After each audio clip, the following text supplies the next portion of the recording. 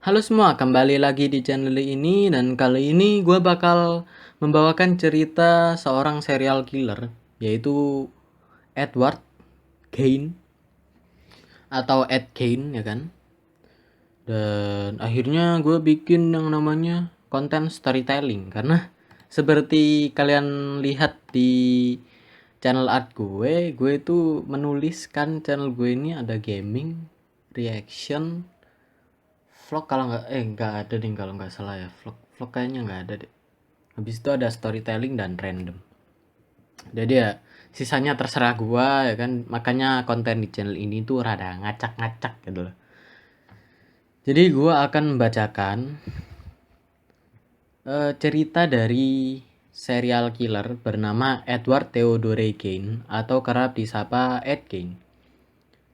Dia lahir pada tanggal 27 Agustus tahun 1906 di La Crosse County, Wisconsin, Amerika Serikat.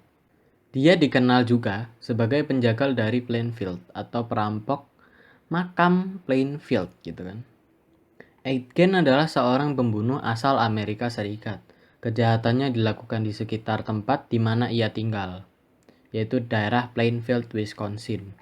Aitken sempat menggali mayat-mayat dari kuburan lokal dan membuat trofi serta kenang-kenangan dari tulang dan kulit dari orang yang ia bunuh. Aitken mengaku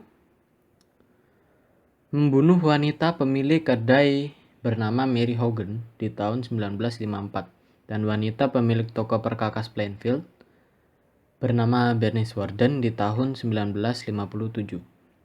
Kane pada awalnya dinyatakan tidak layak untuk diadili dan akhirnya dikurung di fasilitas kesehatan mental. Tapi kayaknya nggak afdol kalau kita bahas seorang serial killer, tapi kita nggak ngebahas masa kecilnya. Jadi Ed Gein adalah anak kedua dari pasangan George Philip Gein dan Augusta Wilhelmine Gein. Ed Gein memiliki seorang kakak laki-laki bernama Henry George Gein dan si ibunya Gein, ibunya Edward, itu membenci ayahnya karena ayah Edward itu sendiri adalah pecandu alkohol. Jadi ya kayak drunker lah ya dan tidak mampu mempertahankan pekerjaannya. Dia pernah bekerja di berbagai macam bidang sebagai lumber atau tukang kayu, penyamakan dan sales asuransi, dan juga sempat memiliki toko kelontong. Namun akhirnya dijual dan keluarga Gain akhirnya berpindah ke kota Plainfield ya kan. Yang sebelumnya itu di Los Crosse County, Wisconsin ya kan. Jadi berpindah kota lah ke Plainfield, Wisconsin, Amerika Serikat, yang kemudian menjadi tempat tinggal permanen keluarga Gain. Tapi pada tahun 1940, ayah dari Edward Gain meninggal karena gagal jantung dan diduga disebabkan karena kecanduan minum minuman beralkohol gitu kan. Lalu Henry kakak Ed Gein dan juga Ed Gein itu sendiri akhirnya melakukan kerja sampingan di daerah sekitar kota untuk membantu menghidupi mereka.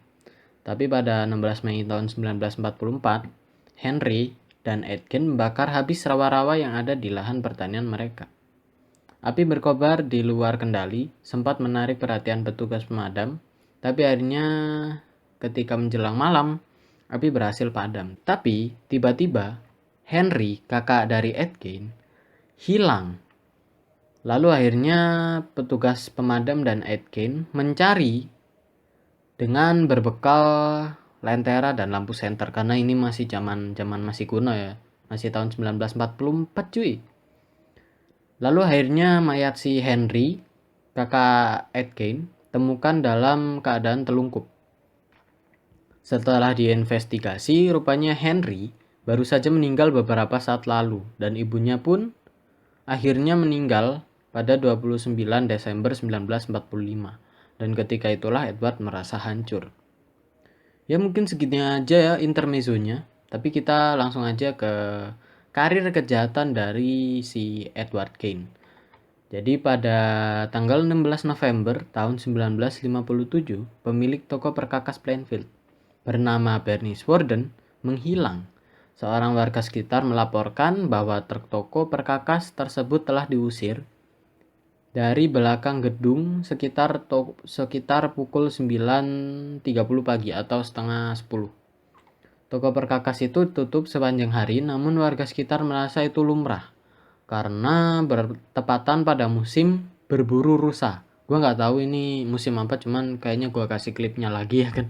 Karena gue itu orangnya emang kurang research gitu loh.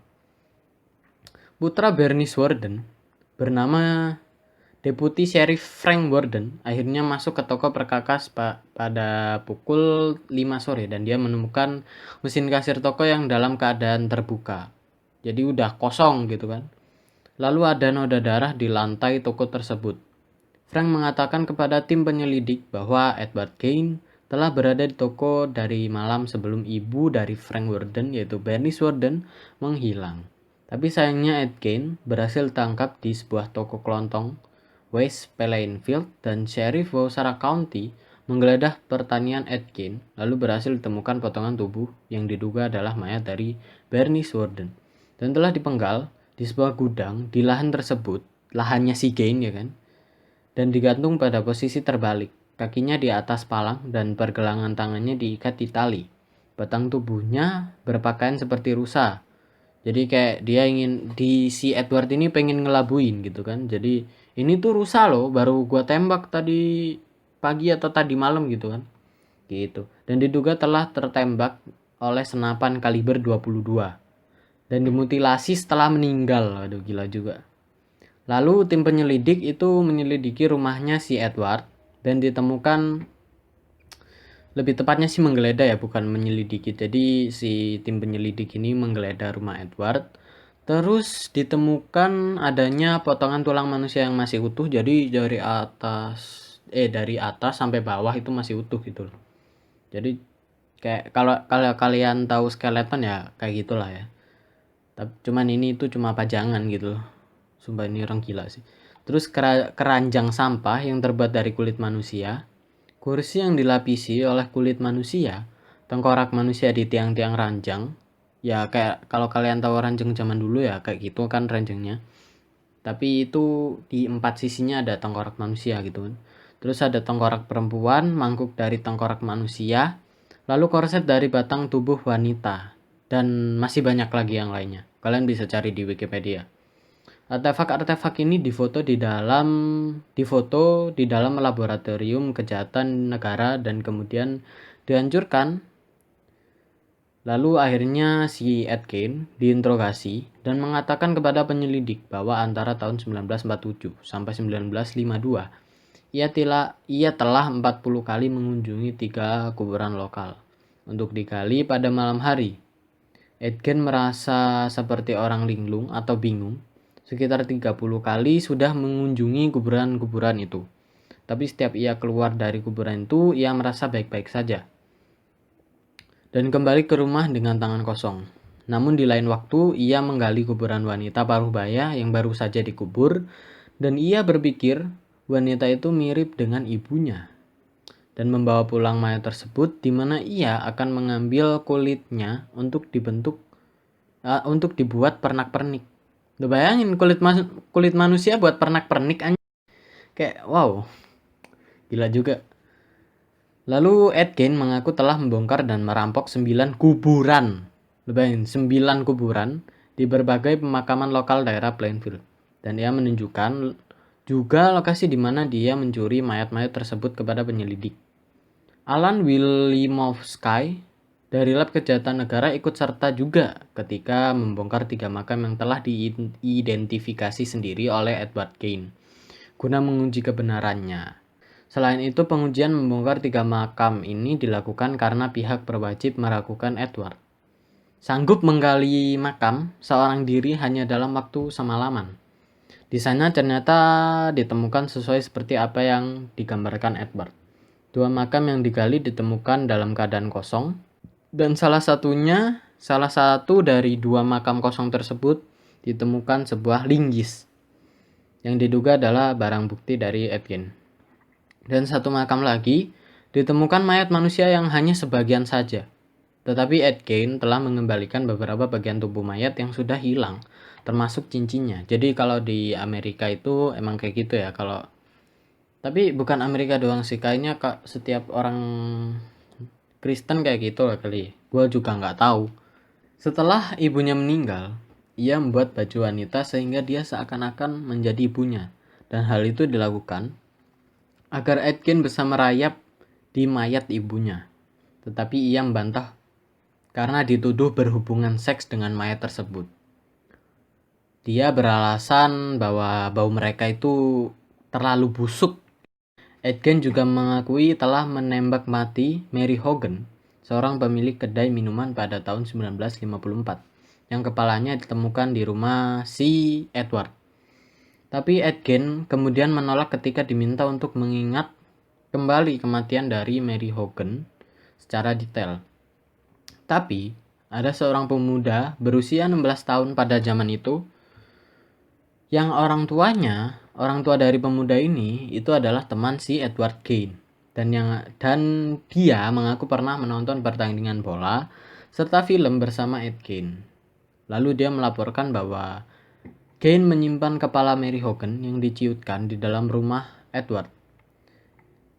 Tapi dia menjelaskan ke si pemuda ini bahwa dia mendapatkan relik ini dari Filipina yang dikirim oleh sepupunya ketika sedang berdinas di Filipina selama Perang Dunia Kedua, karena waktu zaman itu masih Perang Dunia Kedua ya kan. Tapi setelah diselidiki polisi, ternyata itu adalah kulit wajah manusia yang dengan hati-hati dikupas dari mayat dan digunakan oleh Ed Kane sebagai topeng. Dan Ed Kane ditetapkan sebagai tersangka dalam beberapa kasus lain yang belum berhasil dipecahkan gitu loh, termasuk hilangnya Evelyn Hartley pada tahun 1953. Lalu pada tanggal 21 November tahun 1957, Edward Theodore Kane didakwa atas pembunuhan tingkat 1 pengadilan Wausara County, di mana ia mengaku tidak bersalah dengan alasan yang tidak masuk akal. Terus dia didiagnosa gitu kan, didiagnosa menderita skizofrenia. Jadi kalau kalian tahu serial killer yang lain, itu juga mengalami yang namanya skizofrenia. Dan si Aitken dinilai secara mental tidak kompeten, sehingga tidak layak untuk diadili dan dia akhirnya dikirimkan ke rumah sakit jiwa bagi para kriminal di Central State Hospital for the Criminally Insane dengan fasilitas maksimum di Waupun, Wisconsin, yang akhirnya dipindahkan ke Mendota State Hospital di Madison, Wisconsin. Lalu pada tahun 1968, dokter menyatakan Kane mampu secara mental berunding dengan pengacara dan berpartisipasi dalam pembelaannya sendiri. Persidangan Aitken dimulai pada tanggal 7 November tahun 1968 dan berlangsung selama 1 minggu. Dan seorang psikiater bersaksi bahwa Aitken mengatakan kepadanya bahwa ia tidak tahu apakah pembunuhan si Bernice Worden disengaja atau tidak. Lalu si Aitken divonis di penjara seumur hidup dan ia meninggalkan rumah serta tanah selebar 195 ekar atau 78,9 hektar.